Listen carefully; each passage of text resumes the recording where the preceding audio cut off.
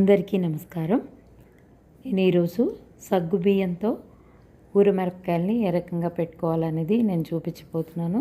దానికోసం ముందుగా ధనియాలని తీసుకున్నాను. ధనియాలు ఒక 50 గ్రామ్స్ కంటే తక్కువ తీసుకున్నాను అనమాట. దానిలో ఒక స్పూన్ వాము కూడా వేసి మెత్తగా పౌడర్ చేసి పెట్టుకున్నాను. అయితే ముందుగా మనము ఊరు మిరపకాయలకి మజ్జిగ మిరపకాయలకి ఏ రకంగా మనం మిరపకాయలను సెలెక్ట్ చేసుకుంటామో ఆ రకంగా సెలెక్ట్ చేసుకొని వాటిని శుభ్రంగా కడిగేసి మళ్ళీ తుడుచుకొని తర్వాత వాటిలో ఇలాగ మధ్యలోకి చీల్చుకొని దానిలో ఉన్న గింజల్ని తీసేసుకొని మధ్యలో పొట్టలో ఖాళీ ఉండే విధంగా చూసుకొని అన్ని మిరపకాయలని తీసుకోవాలి. నేను ఒక పావు కిలో మిరపకాయలు, పావు కిలో కన్నా కొద్దిగా ఎక్కువ, ఒక 300 గ్రామ్స్ వరకు మిరపకాయలని తీసుకున్నాను.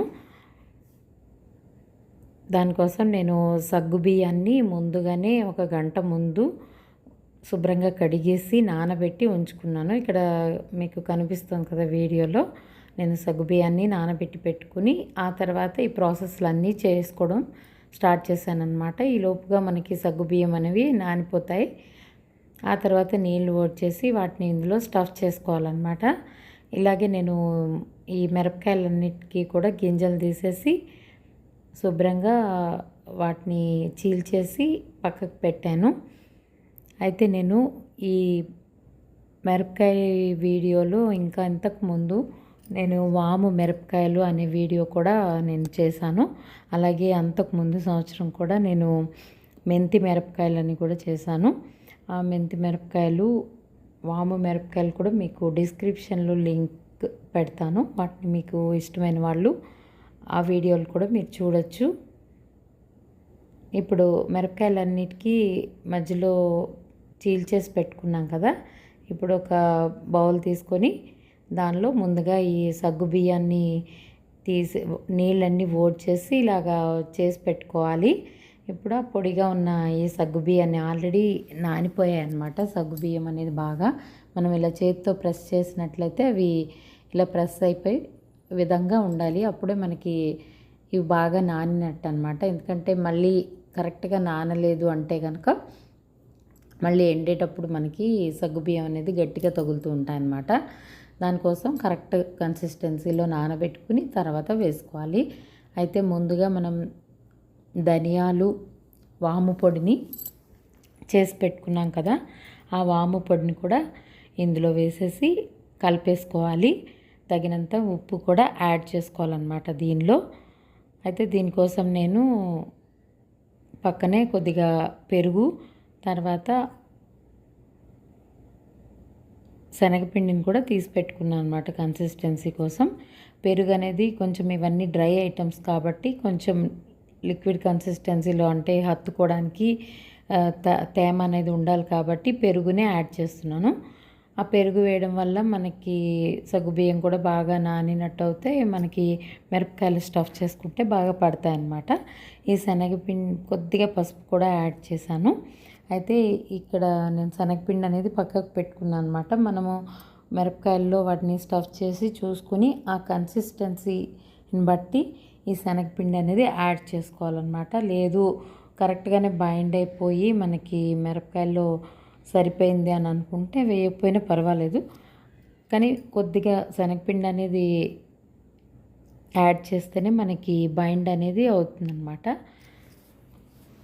అలా కొద్దిగా మనకి యాడ్ చేసుకుని కన్సిస్టెన్సీని బట్టి మనము దానిలో స్టఫ్ చేసుకోవాలి. అయితే పొట్టలు మనకి మిరపకాయల మధ్యలో చీల్చాం కదా, దాంట్లో మొత్తం అంతా ఫిల్ అయిపోయే విధంగా బాగా నింపాలి. కొద్దిగా నింపినట్టయితే అది మనకు స్టఫింగ్ అనేది జారిపోతుంది. మళ్ళీ అంత టేస్టీగా ఉండదు కదా. ఒక దగ్గర మనకి స్టఫింగ్ ఉంటుంది, ఒక దగ్గర ఏమీ ఉండదు. అందుకని మొత్తం గ్యాప్లో నుంచి కిందికి పైకి కూడా మొత్తం అంతా స్టఫింగ్ని బాగా స్టఫ్ చేసి పెట్టుకోవాలి. ఎక్కడ గ్యాప్ అనేది లేకుండా.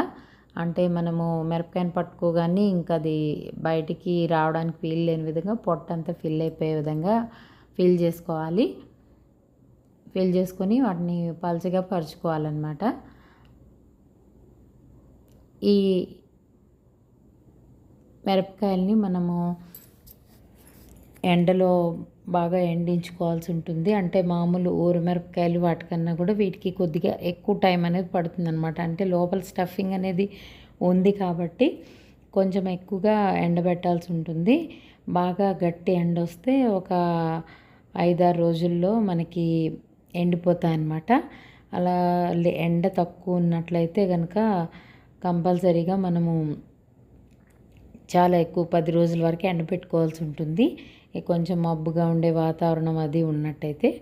అయితే మ్యాక్సిమం మనము 1 వీక్ టు 10 డేస్ అంటే ఎండిపోయినా కూడా వాటిని కొంచెం ఎండలో ఎక్కువగా పెట్టడం వల్ల సంవత్సరం అంతా మనం ఎక్కువ క్వాంటిటీ కనుక చేసుకున్నట్లయితే సంవత్సరం అంతా నిల్వ ఉండడానికి ఇది బాగుంటుందన్నమాట. అలా పెట్టుకున్నట్లయితే ఎండిపోయిన తర్వాత వాటిని ఒక ఎయిర్ టైట్ కంటైనర్లో పెట్టుకుంటే 1 ఇయర్ వరకు మనం వాడుకోవచ్చు.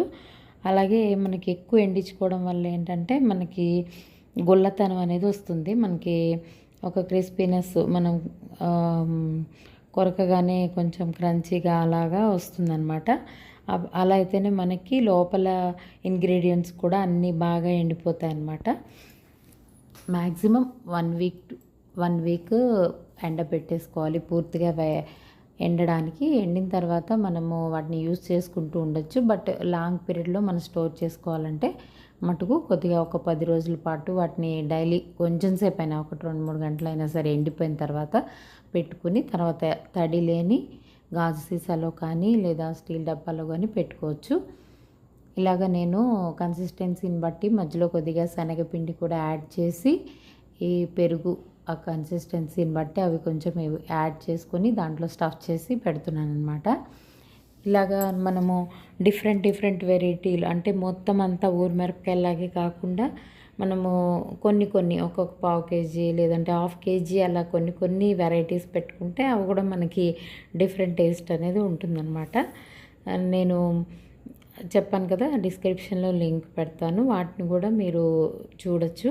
అలాగే నేను కమింగ్ వీడియోస్లో ఇంకా అటుకులతో మిరపకాయలు ఇంకా ఊరు మిరపకాయలు నార్మల్గా రెగ్యులర్గా మజ్జిగలో ఊరపెట్టుకునే మిరపకాయలను కూడా నేను పోస్ట్ చేస్తాను.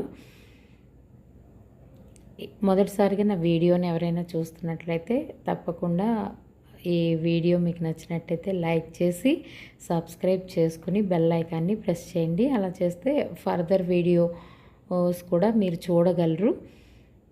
ఇలా స్టఫ్ చేసేసిన తర్వాత ఈ రకంగా ఉంటాయన్నమాట. వీటిని అసలు దంతర్లాగా ఒకదాని మీద ఒకటి అలా పేర్చకుండా పల్చగా వాటిని పేర్చి ఎండబెట్టుకోవాలన్నమాట. చెప్పాను కదా, కంపల్సరీ ఒక 7 డేస్ అనేది మనం గట్టి ఎండలో పెట్టుకుని తర్వాత ఒక 2-3 రోజులు 1 or 2 అవర్స్ పెట్టుకున్నా కూడా బాగానే ఉంటాయి. చూసారు కదా, ఇవి ఎండిపోయిన వాటిని నేను ఇప్పుడు నూనెలో వేయించి మీకు చూపిస్తున్నాను. ఇవి కూడా ఇలా నూనెలో వేయగానే మనకి గుల్లతనం అనేది బాగా అయింది కాబట్టి తొందరగా వేగిపోతున్నాయి. అయితే మనకి లోపల స్టఫింగ్ కూడా బాగా వేగాలి కాబట్టి కొంచెం సిమ్లో పెట్టుకుని కొంచెం సేపు వేగిన తర్వాత మంట పెంచుకుని వేయించుకోవచ్చు. తర్వాత దీన్ని చక్కగా రైస్తో పప్పు వేసుకుని తిన్నట్లయితే చాలా టేస్టీగా ఉంటుంది. పప్పు సాంబార్తోనే కాకుండా ఈ సగ్గుబియ్యం మిరపకాయలని వేడివేడి అన్నంలో కొద్దిగా నెయ్యి వేసుకుని కొరుక్కుని తింటే కూడా చాలా టేస్టీగా ఉంటాయి.